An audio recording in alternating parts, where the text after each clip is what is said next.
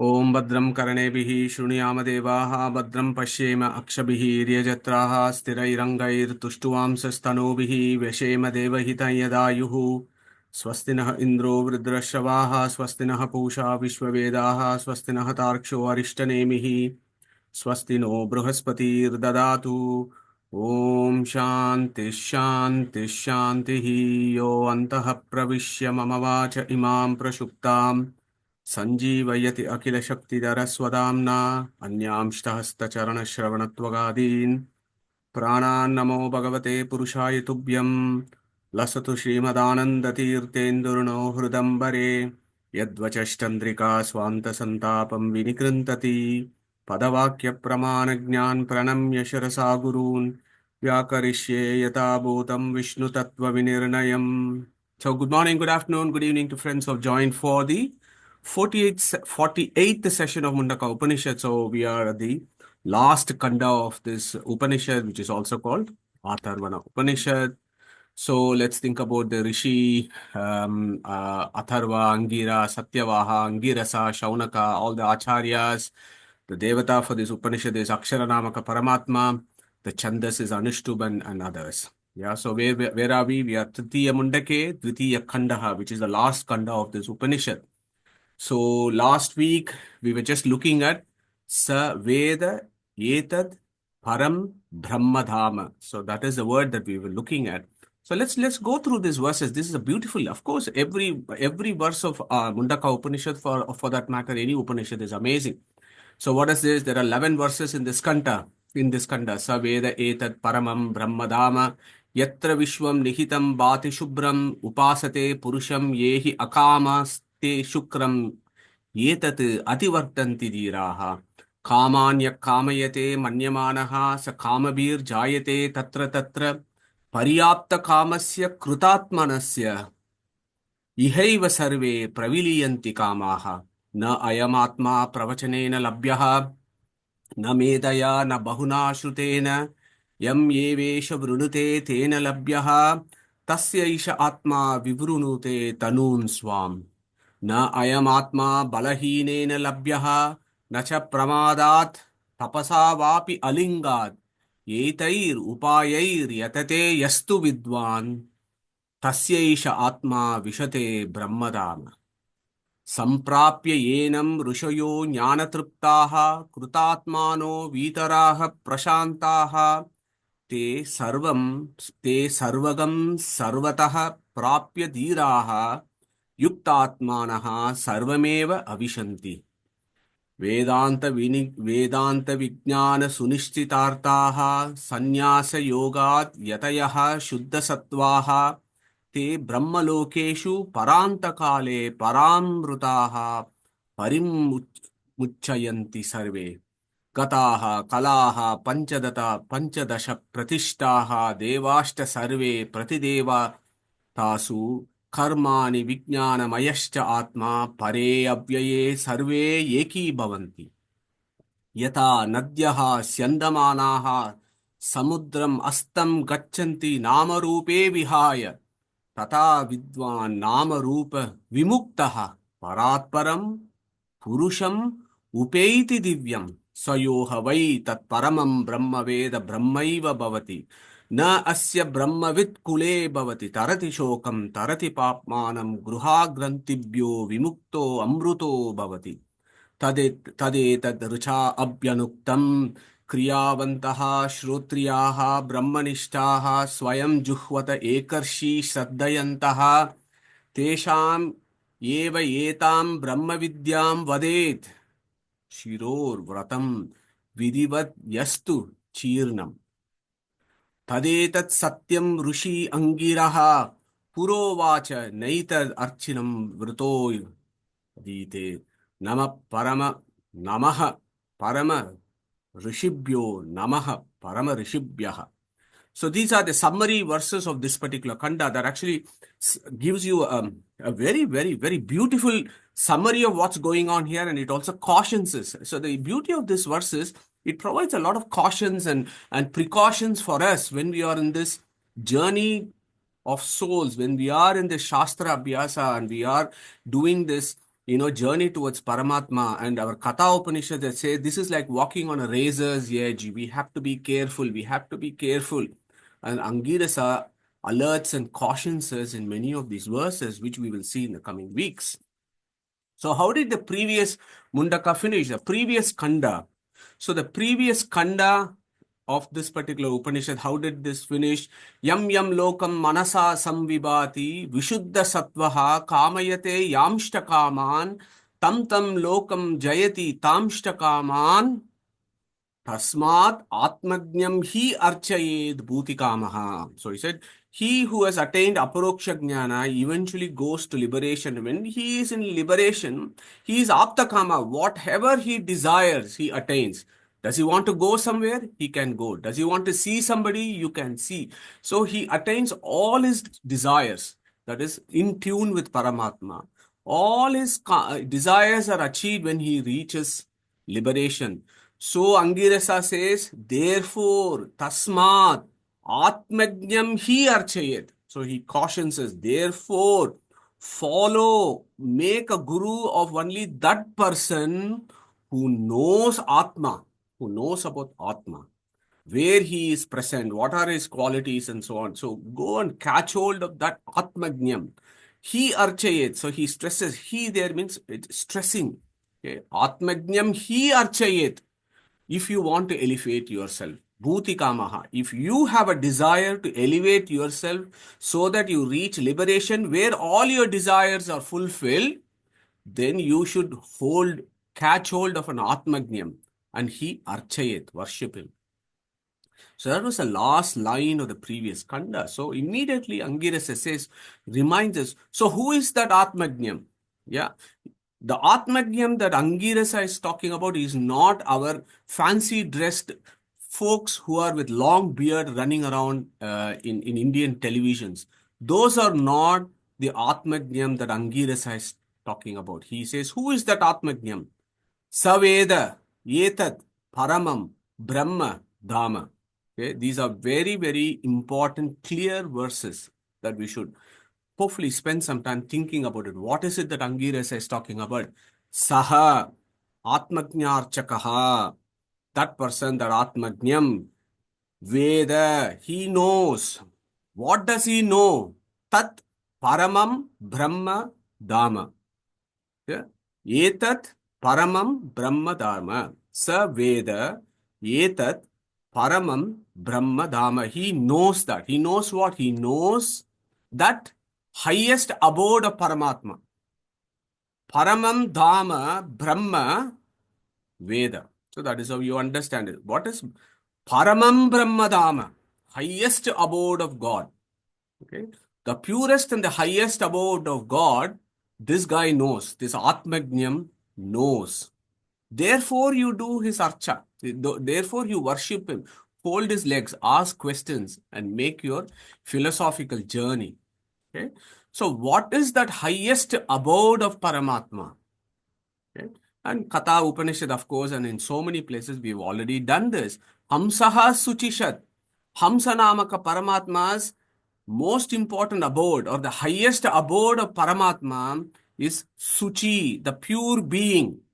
The pure being is worshipped as Prana Tattva, and we have just done it in the previous verses of the previous Kanda, how Angirasa is talking about who this Prana Tattva is, that he is inside the Jiva Swarupa itself in his 5 forms and looking after the Jiva Tattva.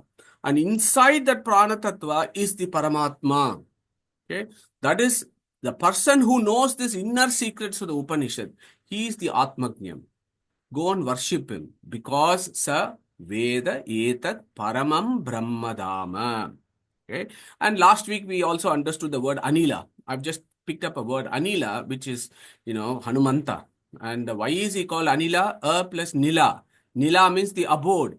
Us abode. What is iti Brahma. Aha iti Brahma. Aitareya Upanishad. Aha, A stands for Brahman. His Nila, abode of Brahman, is who? Mukhya Prana.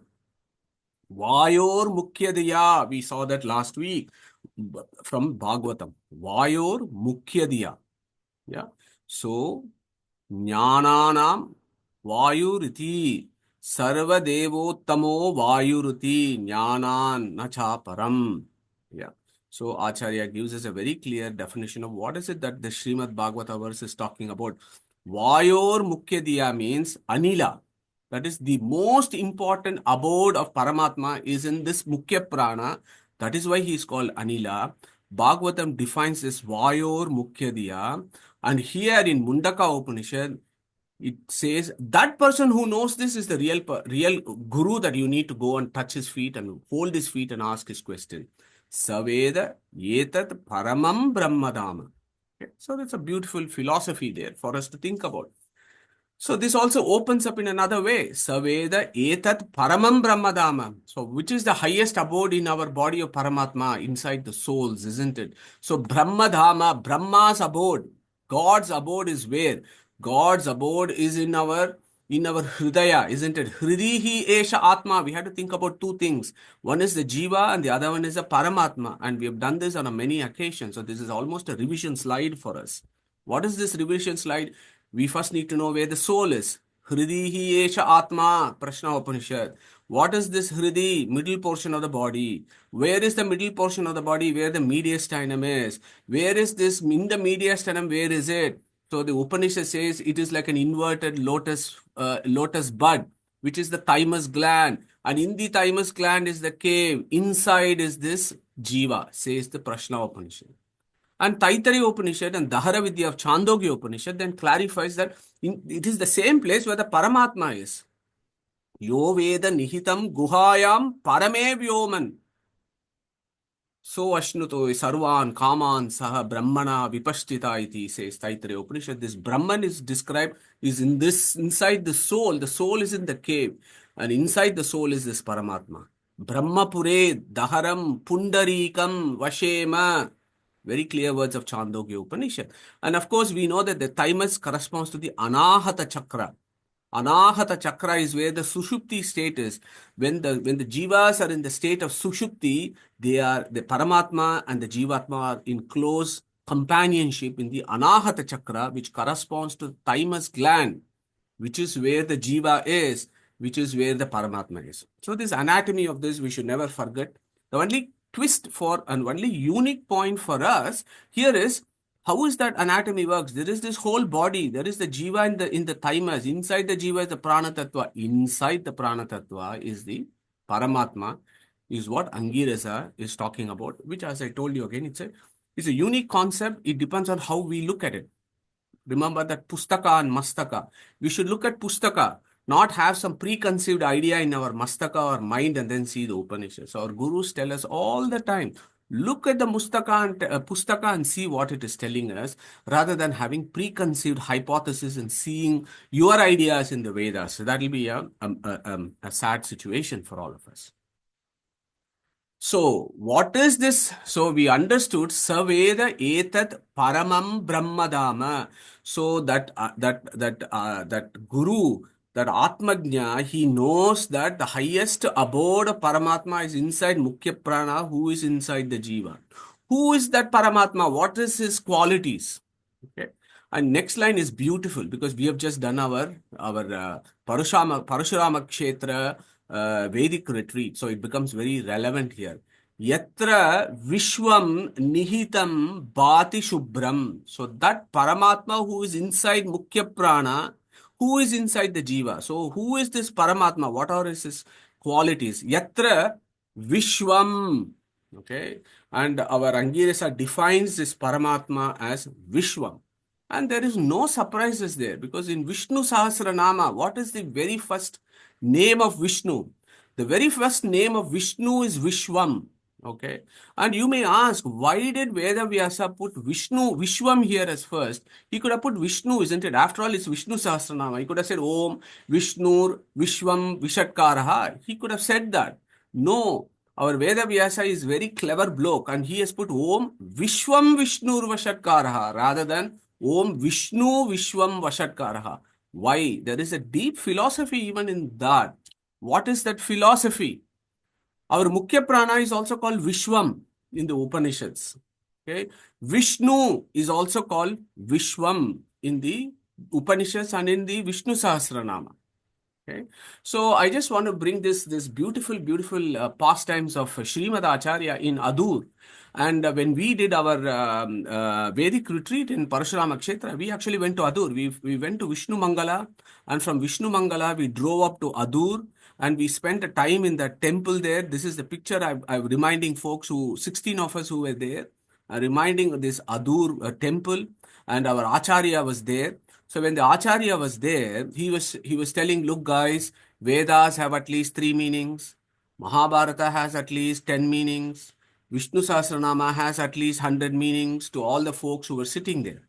So there's a bunch of pundits who came there who said, oh, this is crazy. We've never heard about this idea. So let's test this guy. Let's test Madhvacharya, that he is claiming that every word of Vishnu Sahasranama has at least 100 meanings. So that is that conversation that happened in Adur, and we visited the Adur temple to think about this. So the first point there is Vishwam is there in Vishnu Sahasranama and is the first word because Vishwam is the name of Mukhya Prana. And this inside this Mukhya Prana is this Paramatma, and he is called Vishwam. That is why our Prana Tattva is also called Vishwam. So that is the deeper levels of philosophy, looking at the previous line. Saveda Yetat Paramam Brahmadama. What is that Paramam Brahmadama? Vetad, where? Vishwam. So he is called Vishwam. So when these pundits asked, challenged Srimad Acharya, can you give us the 100 meanings of Vishwam? Okay, so that's a very beautiful pastimes of Acharya, and they said, yeah, no problem. I'll rattle off the 100 meanings of Vishwam and how it denotes Vishnu. And at some point, I'm going to stop and I'm going to ask you guys to repeat all the meanings that I have told you so far. Okay, so that's the challenge. That's the challenge that's happened. So Acharya starts. What are all the names? Why is Vishnu called Vishwam? Vish Pravashane, that which enters. Vinaswayati, one who moves by Garuda. Vishta, one who is in the nature of knowledge. One who is immanent in Vayu. Therefore he is Vishwa. Vishwa, the Lord who governs the state of wakefulness. Jagratistana is Vishwa form of Lord. Yeah. Controller of the universe. That which controls the universe is called Vishwam. Vishwam means Purnam or complete. He who is the creator, maintainer, destroyer, controller, etc. of Vishwam. Therefore he is called Vishwam, and he goes on and on and on. And after 50 he stops and asks these pundits, guys, can you now recite all the meanings that I have told you? Okay. So at least we should remember 8. And I've listed these 8 meanings of Vishwam, and how that Vishwam is the very first name of Vishnu Sahasranama, and how our Angirasa in Mundaka Upanishad says that Paramatma Yatra Vishwam, okay, Nihitam, he is inside this Mukhya Prana. How Bhati Shubram, he is situated in Prana. Bhati means, Bha means sunlight. Bha means Bhaskara. Bhaskara means sunlight, light means knowledge, as you know. So he is full of knowledge. Shubram, Shubena Ramate, he is full of bliss.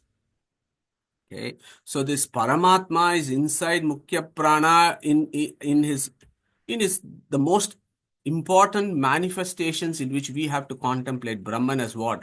That he is an abode of infinite knowledge and infinite bliss. That is exactly what Angirasa is reminding us. Yatra Vishwam Nihitam Bhati Shubram. Remember, I just want to close off saying this. When this Vishnu Sahasrama discussion happened in Adur, Acharya was only 16 years old. Okay, and that again shows how he was Sarvajna. At a young age, he used to say all this. Extempore, just say it. Okay, so Vishwam, let's never forget Vishwam. So Upasate Purusham Yehi Akamaha Te Shukram Yetat Ativartanti Diraha. So easy, it's fairly easy because some of these words are very familiar to us. Upasate means he who worships. Purusham. Purusham is that you can look at it in 2 ways. When you look at the Supreme Lord, Purusham has got so many meanings, isn't it? Purvameva aham purasa purushete purusaha purusyati purusanoti purusaha purusha vidatvat purushaha purna shadgunatvat purushaha. So we have to think about all this, but at least let us think about purna shadgunaha purna shadgunatvat purushaha. He who is an abode of infinite, auspicious, non-material attributes is Purushaha. Mahanarayana Upanishad, what does it say? Om Ata Purushohavai Narayano Akamayat Prajasrujayeti. Okay. These are all clear statements as to who that Purusha is. Ata Purushaha Vai Narayano. Narayana is called Purusha because Purna Shadgunatva. The word Narayana also means Purna Shadgunatva. Okay. And of course, we have Purusha Shukta, we have Purushottama Yoga, and of course, chapter 15, 18, he is celebrated as Purushottama. So, he who does that upasate as Purusham, that is one. Okay. And that 18 is what? Vishnu. Pranasya pranaha, nishkalam, akayam, all those words that we have understood so far. That number 18 is Vishnu. And hence the 15th chapter, 18th line, the last word is Purusha. Purna Shadgunatva. So he who does upasate of that Purusham, yehi akamaha. This becomes important. Yehi akamaha. Okay. Akamaha means what? Kama means desires. Akamaha means without any material desires. Okay. He who worships this Purusha without any material desires, or you could also split that akamaha into a plus kama, like how we did anila, a plus nila. Similarly, we can separate akama as a plus kama. Aha iti brahma. Desires only to achieve this Brahman or God. That is also called akamaha. Upasate purusham yehi akamaha. Or you can say that Purusha, here Purusha can also mean you and me, not just men. Men and women are together in Sanskrit called Purusha. Because Purishete, we are inside. Purishete, Puri is this body. This body is the Pura and we are inside this body. Therefore, we are called Purushas. For Brahman, the Jiva is the body. Therefore, he is called Purusha. So, Sharira, Shariri, Shariraka, as that classification goes in the Upanishads. Yeah. So, Upasate Purusham Yehi Akamaha Te Shukram. Shukram is another common word in Upanishads, as we have done it many times. Shoka Rahitam. Okay. Shoka means suffering. Rahita means don't have. Okay. He who does upasate of Purusha without any material desires, he can attain Shukram, Shoka Rahita. That is the only similarity that we have. We have done this Paramam Samyam Upaiti in the previous verses. When I say Paramam Samyam Upaiti, what do I mean? Shoka Rahita, Samsara Rahita. That is the only similarity. Nowhere else there is a similarity. Even in Paramatma is an entirely different category. For God's sake, let us never compare with him. He is a different category. We are a different category. We may have some Shoka Rahita. He is always Shoka Rahita. We are Shoka Rahita in liberation. There may be that element of similarity. That is it. Nothing more than that. Okay, that similarity.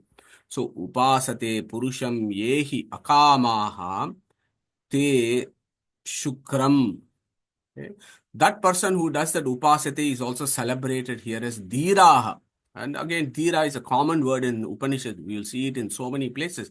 Dhiya, dhira, dhiraha. Ra, ramate, dhi means knowledge.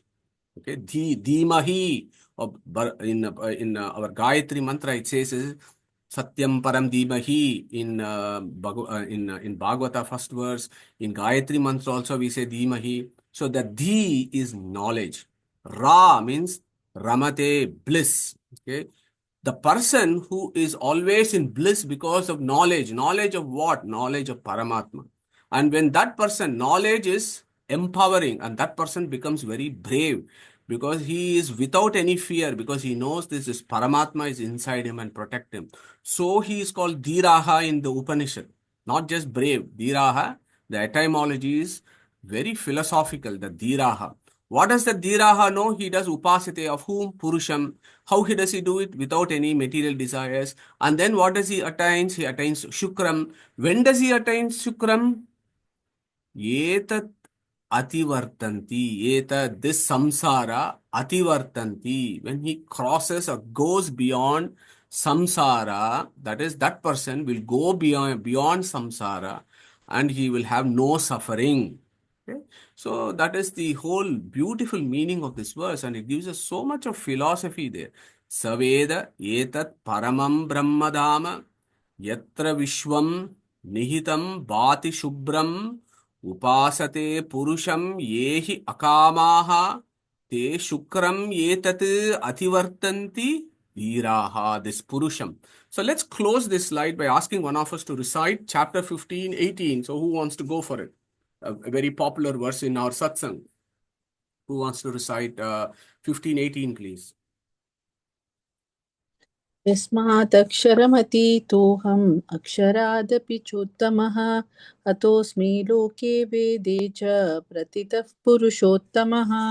Thank you very much, Pratibhaji. Beautifully recited. Excellent, excellent. So, Upasate purusham yehi akamaha te shukram yetat ativartanti dhiraha. So this is the next half of today's satsang. I just want to spend some time of actually thinking about this problem. Why akamaha? Why do our Upanishads, Bhagavad Gita, Sutras, wherever you go, it always says you should not have any material desires. That having material desires is not conducive for spiritual progress. No material desires is essential for spiritual progress. So I just want us to think about this before we kind of navigate this particular section. But one may ask, why not have material desires and also have an inclination towards spirituality? And honestly, that is our state, isn't it? Many of us are in this situation.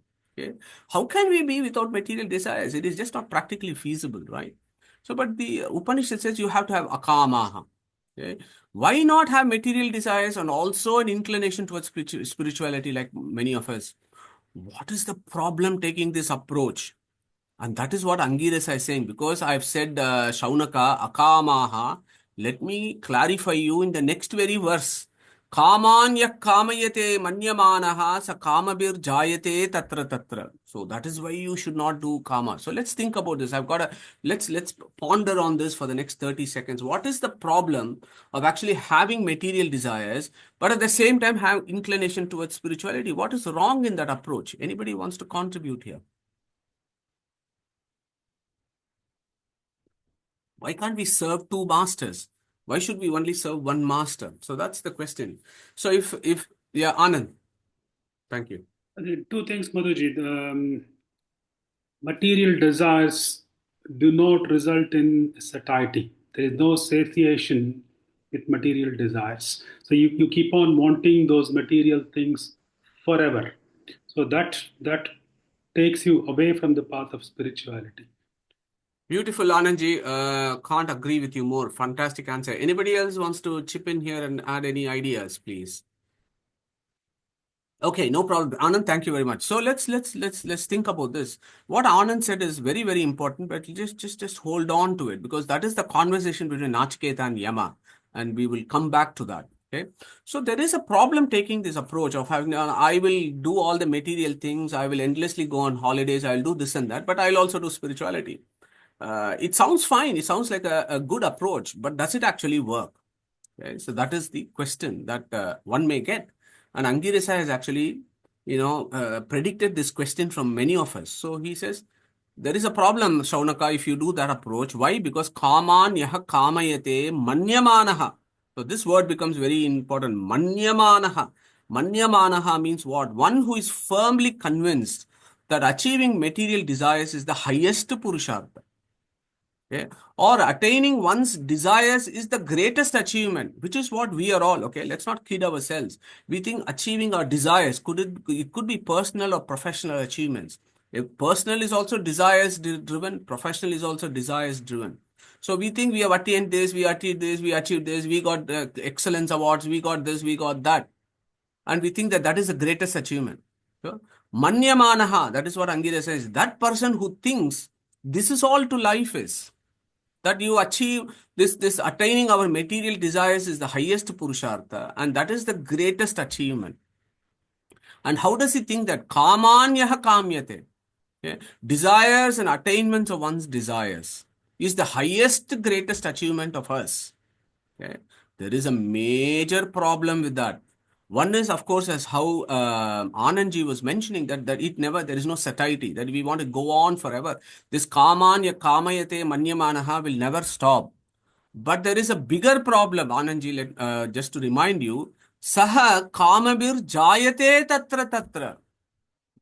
Jayate, born, tatra tatra, again and again. If we run our journey of souls with material desires, Angirasa said, this kama bihir jayate tatra tatra. Because of those desires, he is born again and again. Why? Because of desires, you get the karmic imprints, right? And because of karmic imprints, you're going round and round in circles, not just as humans. Chandogya Upanishad, you may remember for some of the examples, the 9 examples of discussion between Uddalaka Aruni and Shvetaketu. Ta iha Vyagrova, Simhova, Vrikova, Varahova, Kitova, Patangova, Damshova, Mashakova, Yadyad Vadanti, Tada Bhavanti. That fellow who is in this cycle is not only going through humans, but he becomes tigers, lions, fox, pigs, boars, worms, mosquitoes, insects, houseflies.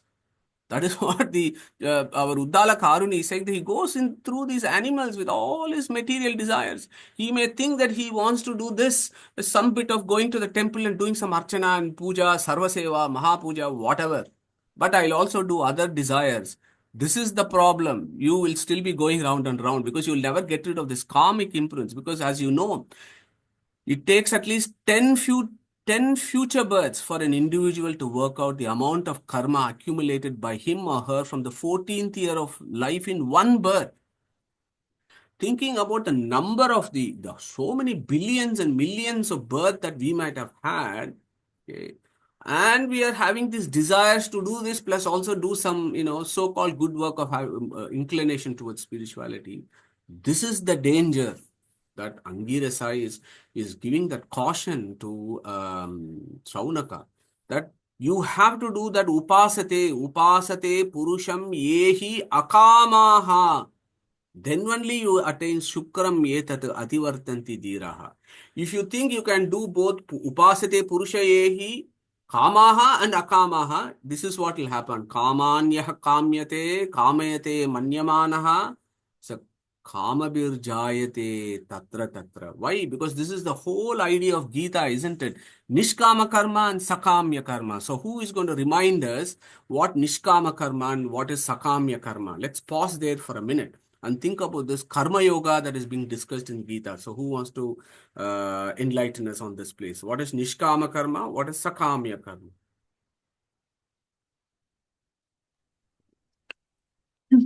I can try. Yeah, go for it, Panagaji. Yes. Nishkame karma is doing karma without any desire of fruit or action. Sakame karma is doing with some sort of an outcome in mind. Thank you very much, Panagashi. Absolutely the correct answer. So it is a sakamya karma that leads to karmic imprints. Yeah. And the sakamya karma is what this is being discussed is that kamanyaha kamayate manyamanaha. If you are doing nishkama karma, then you are doing upasate purusham yehi akamaha. Okay. Thank you very much, Panagashi. Sorry, anybody else? I heard something else. Okay, no problem. Okay, so that's the beauty of that verse. Upasate purusham hi akamaha te shukram etat ativartanti dhiraha. Never forget about that. Saveda etat paramam brahmadama. First thing is you have to worship that guru because that guy knows that this brahmadama, that paramam brahmadama, the highest abode of Brahman is in Mukhya Prana. That Mukhya Prana is called Vishwam because our Vishwam is inside him. And how is that Vishwam? Bhati Shubram, he is full of knowledge and he is full of bliss. So if you do that upasate on that Purusha without any material desires but only desire towards achieving him, then you will attain a state of Shukram and you will go past the samsara, and that person is defined as Dhiraha. So, very logical sequence of that particular verse of Mundaka Upanishad. So, let us think about, this beautiful point of about why we cannot have material desires and also have spirituality. So as Anandji was mentioning, so this material desires they just cannot be exhausted. They just continue forever. It is like someone throwing ghee into the fire. If ghee is the desires and the fire is like that the desires are being achieved, the more ghee you put, the more the fire burns. It never is put off. So it keeps on burning and burning. So that is a classic example that is given. This is the discussion between Nachiketa and Yama. Yeah, the futility of material desires. It's worth thinking about it. Whether we put it into practice or not is a different ball game altogether. But at least we need to know this, right? Only when we know something, then we can make some progress towards some achievement. So the futility of material desires or karma and their attainments. So this is described very beautifully in Katha Upanishad, and we have done the Katha Upanishad, I think, about 1.5 years ago now. Yeah, and we spent about a year thinking about Katha Upanishad at that point. So this is the discussion leading towards the third vara. Okay. So there is a small quiz here. So who is going to tell us who Yama and who is this young little boy here? And I put third vara. So what were the first vara and what was the second vara that this boy asked this Yama? So who wants to take this? So first question, who is this little boy here of Katha Upanishad? What's his name? Rapid pace. Nachiketa. Okay, Nachiketa's dad's name. What is his Nachiketa's dad's name? Uddalaka. Uddalaka Aruni. Fantastic. So Katha Upanishad is in which part of the Veda is Katha Upanishad? Krishna Yajurveda. Beautiful, Anandji. Thank you very much. So there is this conversation. So let us not go to the too much of background. So what was the first vara? What was the second vara before we do the third vara? So what was the first vara that Nachiketa asked Yama in Katha Upanishad? Excuse his First father. vara. Sorry. Okay, let's do Nita and then Suresh and then Panagashan. The first vara was he wanted Yama to forgive his father and him to go back to life. And his father should not get angry at him. Fantastic, Sushuji. Thank you. Suresh? Second vara?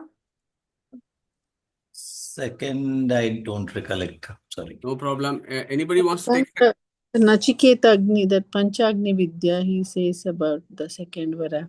Fantastic. Brilliant answer, Pratibhaji. Excellent. So the Nachiketa Agni. So the first vara is forgive my dad who is short-tempered and he simply shouts and howls like many of us here in this satsang. So forgive my dad is the first vara. The second vara is teach me about that yajna which will actually take me to moksha. Okay, so that is the Nachiketa Agni that beautifully Pratibhaji answered. Third vara. Third vara is beautiful for this, and that sets the scene for what we are discussing today. Third vara, what he said, Yeyam prete vichikitsya manushye astiti eke na ayam astiti chaike. Etad vidyam anushishtas tvaya aham varanamesha varastu tritiyaha. So this is the vara I want. You have taught me about this Yagni, this Panchagni and everything else, and Nachiketa Yagni, and you were impressed. You even named this as in my name. I'm very happy with that. But I want to know about the state of souls in moksha. Some fellow saying, Eyam prete vichikitsya manushye astiti eke na ayam astiti cha eke. The word second line is so clear.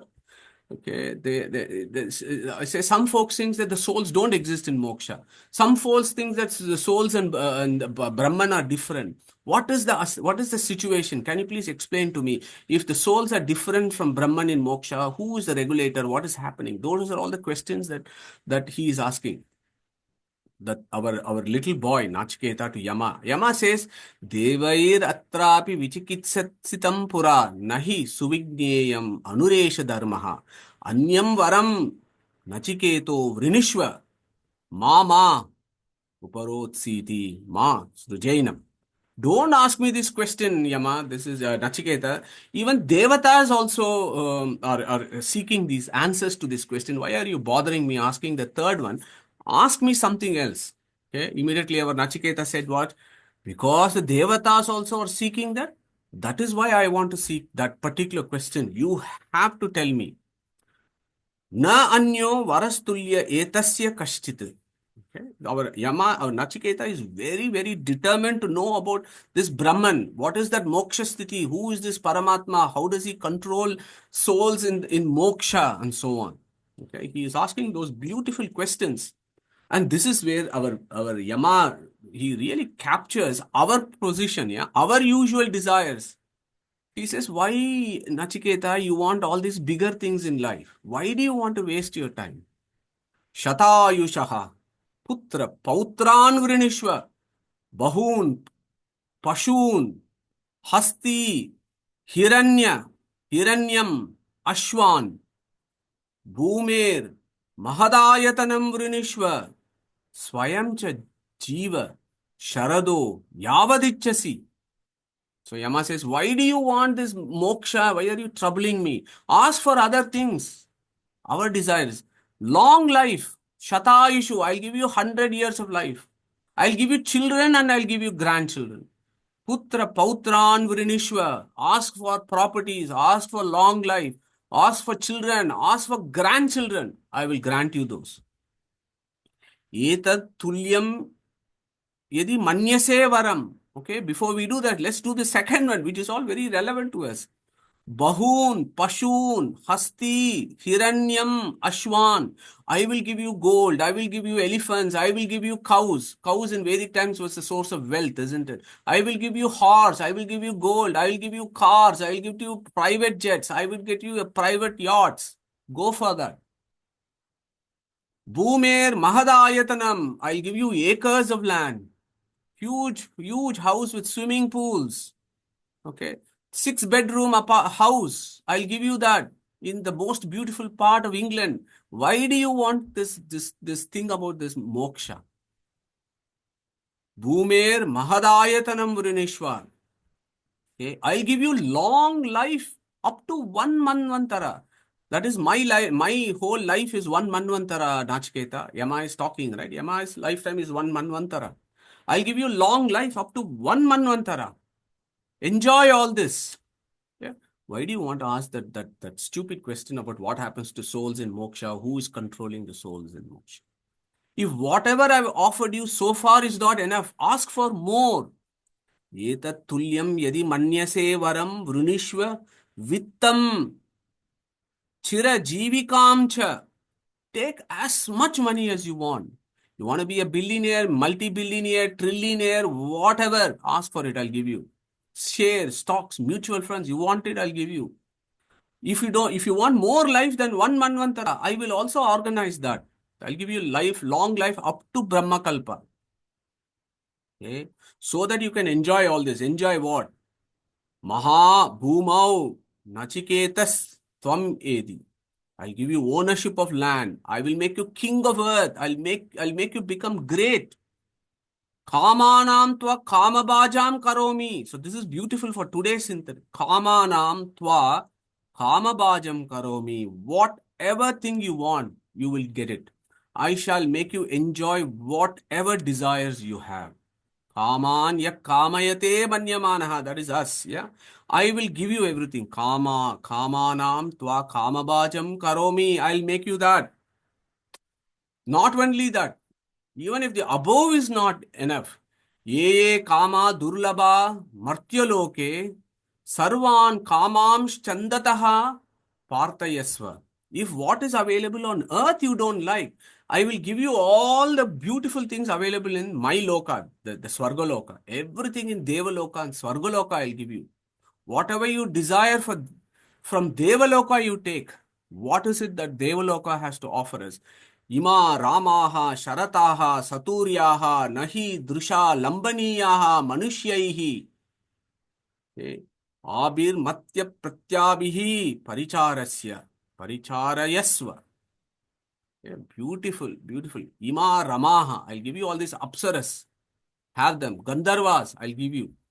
Sarataha, okay. Saratas, I'll give you spacecrafts. All sorts of spacecrafts that you can go around various Swargalokas, enjoy the ride. I can give you Sarataha, Saturyaha. All these Tumburu and all the Gandharvas will be at your service. They'll play all the instruments. I will give you these guys. You can just enjoy with your wine. Nahi Drusha, Lambaniya Manushye. Okay. Abir mat pratyabhihi paricharayasva. Such beautiful folks not seen on earth will serve you well as you want. You can be in this beautiful beach in Swargaloka, have whatever drinks you want. People will be at your disposal, give you massage, give you food, give you whatever that you want to drink. Okay. Why do you want to have that boon when I can offer you so many other more attractive boons for your enjoyment? Okay. This is so practical. This is amazing. And you remember we've done it. We did it for several weeks, these particular slides. And I just want to revisit that because it becomes very relevant here as to how the desires that Yama is actually prompting Nachiketa here, all the desires that folks like us want in our lives. Children, grandchildren, properties, all routes of enjoyment, everything I'll give you. Why do you want to ask that question? So our Nachiketa at that point, he recites 4 verses in Katha Upanishad. These 4 verses are so pertinent and so relevant. And it's amazing that the Upanishads say that this is a 9-10-year-old boy who has so much vairagya that he is actually preaching Yama and says, look, why are you, unnecessarily tempting with all this? I am really not interested. Why? Because Shobhavaha Martyasya Yad Antaka Etat Sarva Indriyanam Jarayanti Tejaha Api Sarvam Jivitam Alpameva Tavaiva Vahaha Tavanritya Gitehe Navittena Tarpaniyo Manishye Lapsyamahe Vittam Adraksham Chetva Jivishyamo Yavad Ishyasi Tvam Varastume Varaniyah Eva Ajiryatam Amrutanam Upetya Jiriyan Martyaha Kvadastaha Prajanan Abhidyayan Varana Rati Pramodan Atidirge Jivite Koramate Yasmin Idam Vichikitsanti Mrutyoho Yat Samparaye Mahati Bruhi Nahastat Yo Ayam Varo Gudam Anupravishto Na Anyam Tasman Nachiketo Vrinite. Okay, this is such a beautiful reply that Nachiketa gives Yama. Yama said, I'll give you all these desires. But Nachiketa refuses all this. Can we become that Nachiketa? I don't know. But Shwabhavo, this very first verse is significant. Shwabhavo. Shwa, Bhava, Shwa, Abhava. Shwa means tomorrow. Bhava means may be there tomorrow, may not be there tomorrow. That is how he talks. This whole thing that you have enticed me is temporary. It may be there tomorrow, it may not be there. Okay. Martyasya yad antaka, bound to die, decay, disintegrate. I am Martya. We are Martyas. Even you do not last forever, Yama. So how can these things last forever for us? Whatever there is, Antaka, you make death happen to me or us. How long do these damn things last? Our children, our grandchildren, our properties, cows, cars, fields, great achievements, names, fames, all the 15 fences is what Yama is talking about here. How long will these last and when are we going to think about this? Okay, that is what Nachiketa is saying. And that is exactly what our Angirasa is talking about. Akamaha. Why that is important? Sarva Indriyanam Jarayanti Tejaha. I just picked up a few deep philosophical ideas of Nachiketa. Sarva Indriyanam Jarayanti Tejaha. Take us towards old age, disintegration and wear out. What? These Indriyas. And that is, we experience it. The kind of Indriyas we had when we were 25 or 30 is different from when we are in our 50s and 60s and whatever. They've all lost their stamina. Jarayanti, Jara means old age, right? Jarayanti Tejaha. With age, all these Indriyas, they lose their power, stamina and vigor. Yeah. Api Sarvam Jivitam Alpameva. Yeah. Okay. This is another important point. We may have 100 gulab jamuns. We may eat, when we eat one, it feels good. But when we eat two, the enjoyment of gulab jamun comes down. So we get desensitized. They eventually wear us out. Desensitization. How many and for how long can I have this Mysore Pak? Okay. Eventually, I get bored with this. And also, as I age, my indriyas are also going away. Api sarvam jivitam alpameva. This is a profound statement of Nachiketa, which I believe we should reflect every day. feels like not enough at the end. That is, last day of 1 month, one Manvantara will also eventually come. Nothing seems enough here. As Anandji so beautifully put, it is like unsatiable. It just goes on and on and on. And our Nachiketa says, Tavaiva Vahaha Tavanritya Gitehe. You keep your vehicles and your dancers and instrumentalists to yourself. I don't want anything. Navittena tarpaniyo manushe lapsyamahe vittam adraksham chetva. Jivishyamo yavad ishyasi tvam varastu me varaniya sa eva. No man is ever satisfied with whatever wealth he or she has or is given. They always want more. Lapsyamahe vittam adrakshyam chetva. When I see a great devata like you, will I get wealth? Why should I ask this as a boon? I want to ask something even bigger. Even if you give me long life up to 1 Manvantara, enjoy wealth and luxury, it is not going to last forever. Jivishyamo yavad ishyasitvam. We live as long as you live and rule. Yama is only a post, as we all know. So, Nachiketa is very, very clearly saying, if we lead our journey of souls with material desires, Nachiketa is reminding us, these are all the problems. Yama has kind of enticed him with all the desires that any jiva ever wants to have in material world. And Nachiketa refuses everything and says, this is all temporary, mate. Yama, I don't want this.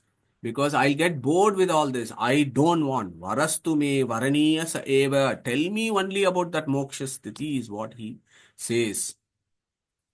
So that is the beauty of this. Ajiryatam amrutanam upetya jiryan matyaha kvadastaha prajanan abidyayan varanarati pramodan atidirge jivito koramate. What is the point if I live long and enjoy everything? Because there is always the last day for it. There is a final day when everything is gone. Okay. What is the difference between me and a dog? A dog eats, sleeps, mates, and defends. And am I also by doing the same?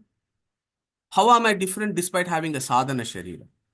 I don't want long life just to enjoy these material things. Okay. Is what Nachiketa replies. And Yama, of course, says, so what is it that you seek? Then he says, look, I want spiritual knowledge, period. I don't want material knowledge. Take me and teach me what is Shreyas. I don't want prayers. Yeah, yo ayam varo gudam anupravishto. Give me the secret knowledge. Na anyam tasmat nachiketo vrinite. Me, the Nachiketa, does not want anything else. Okay. So Nachiketa in Katha Upanishad completely rejects desires. He becomes akamaha, or at least that is his personality of akamaha. But what about mundane souls like us? Katha Upanishad is actually expecting us to do something really exalted and big. But can we, in this mundane world, ever be able to achieve that state that Katha Upanishad is teaching us through Nachiketa? I think it's a problem. Anybody wants to come here? Can we actually become Nachiketa? What is the pragmatic solution? Anybody wants to share their thoughts here before we kind of move on to the next slide?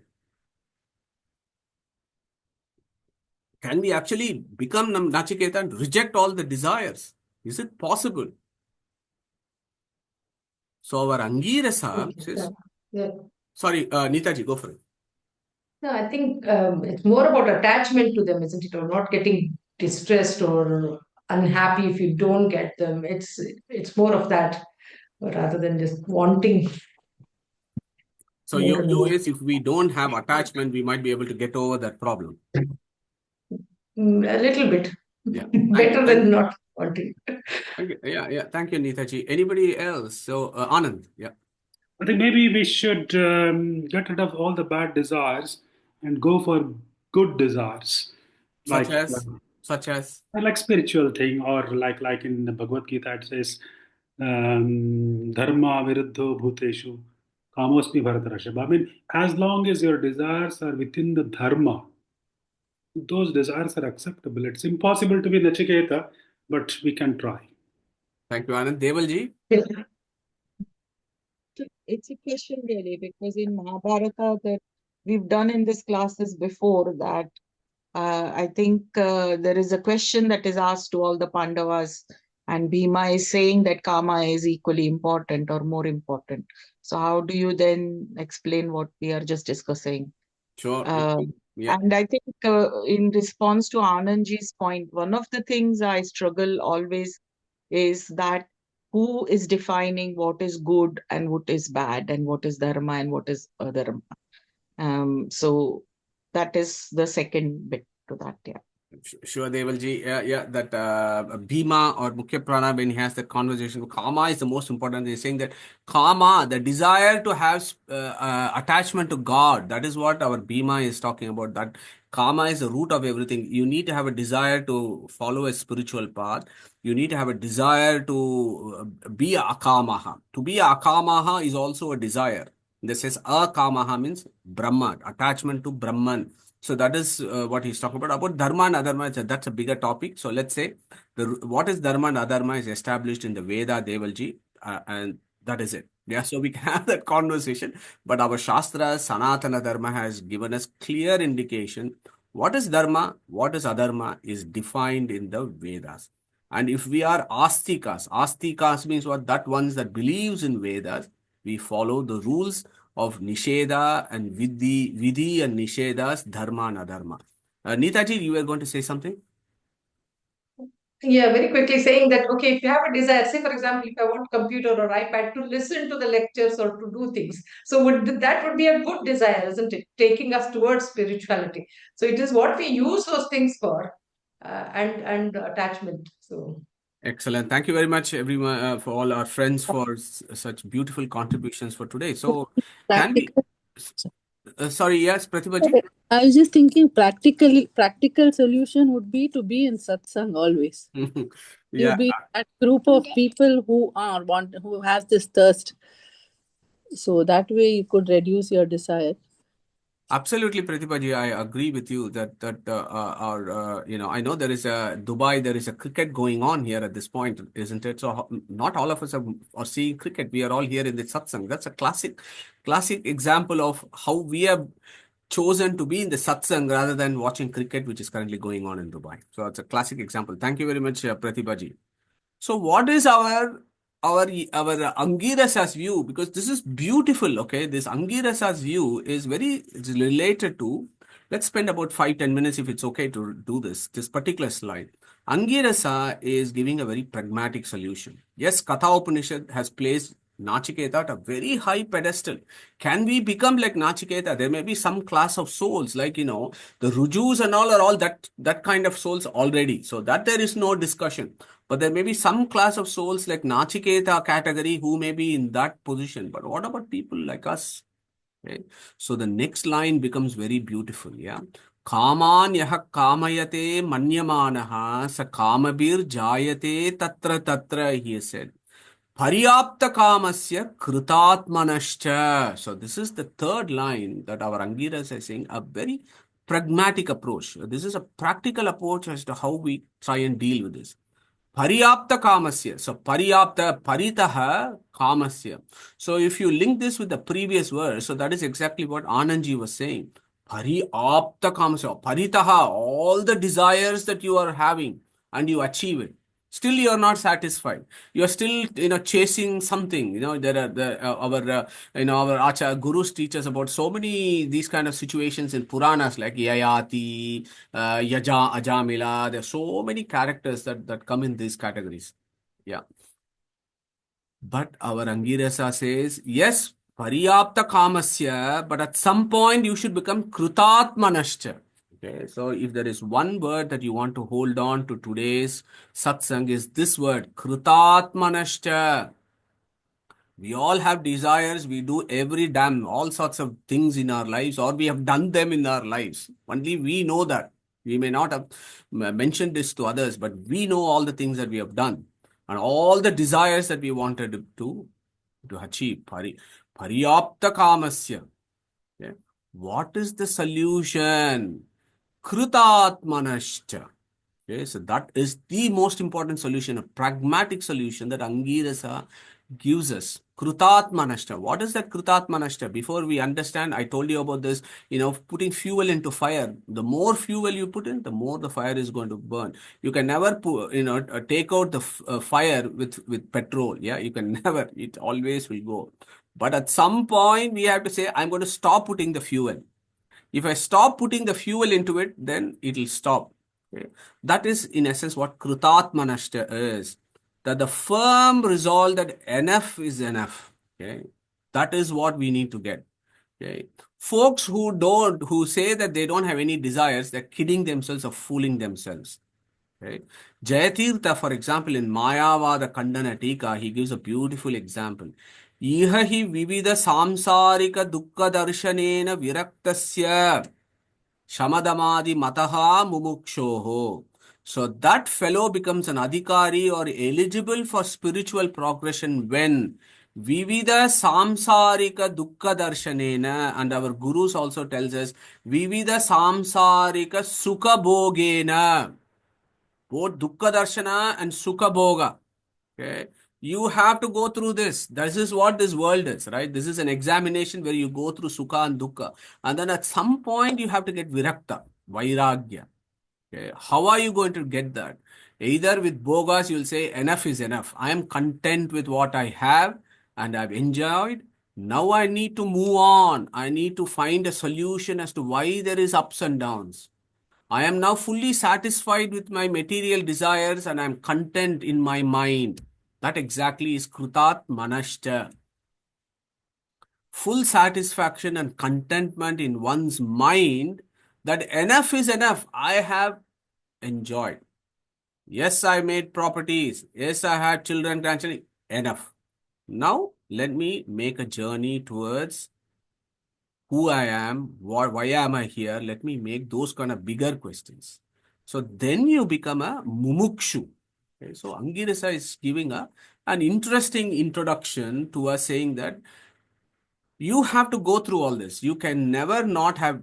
It'll be a fool's paradise, and it'll be a bit of a deception to say that don't have any desires. Shastra says go and enjoy it. Okay, go and do whatever you want.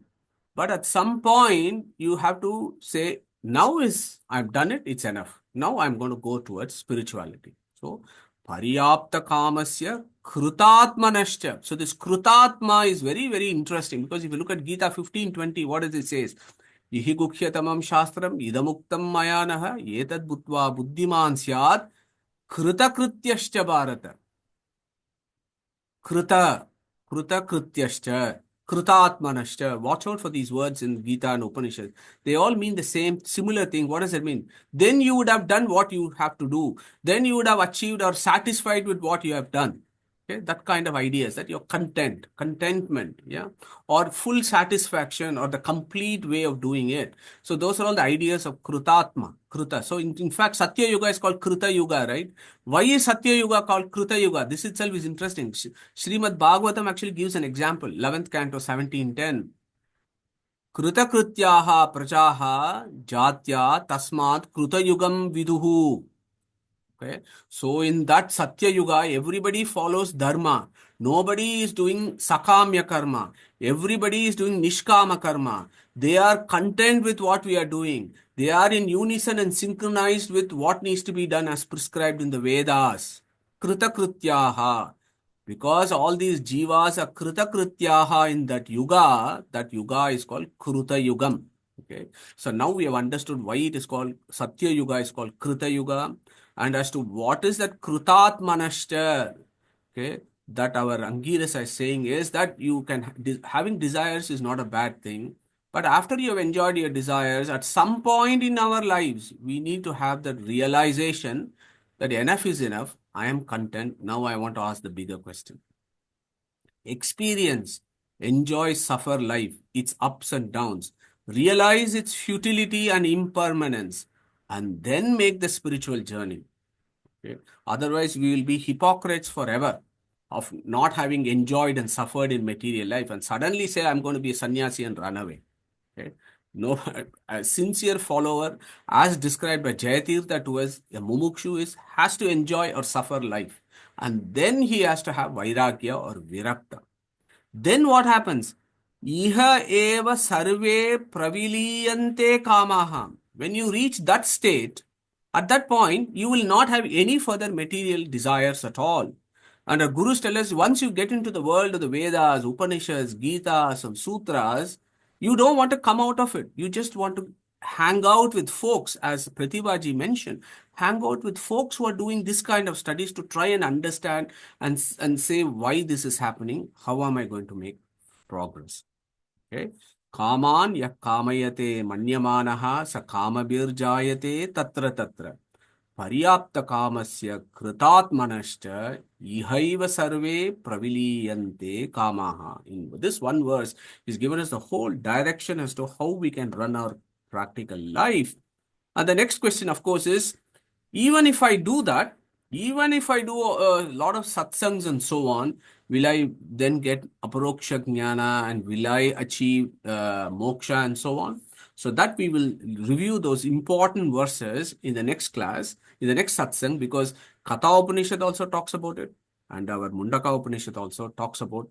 It's literally the same verse. Na ayamatma pravachanena labhyaha, na medaya, na mahuda shrutena, yam yevesha vrunute, tena labhyaha, tasyaisha atma vibrunote tanun swam. Then it will say, na ayamatma balahinena labhyaha, na cha pramada tapasa vapi alingat, etair upayair etat yastu vidwan. Tasyesha Atma Vishate Brahmadam. So we'll look up at all those. These are all really beautiful verses giving practical philosophy for us. And in the next satsanga, we'll take up the other two verses and compare it with the Katha Upanishad, Yamas and Nachiketa's situation.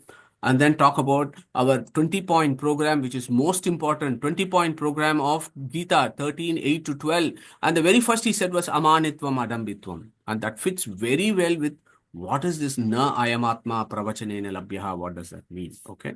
So we will do all that. So on that note, thank you very much for a very interactive satsang. And we will close today's session unless there are any pressing questions. No problem. Thank you very much. Suresh, if you are there, can you give us a brief update on what is happening with the Gita chapter 6, please, Suresh? Thanks, Madhu. I mean, next week we will have the part B of the Gita chapter 6.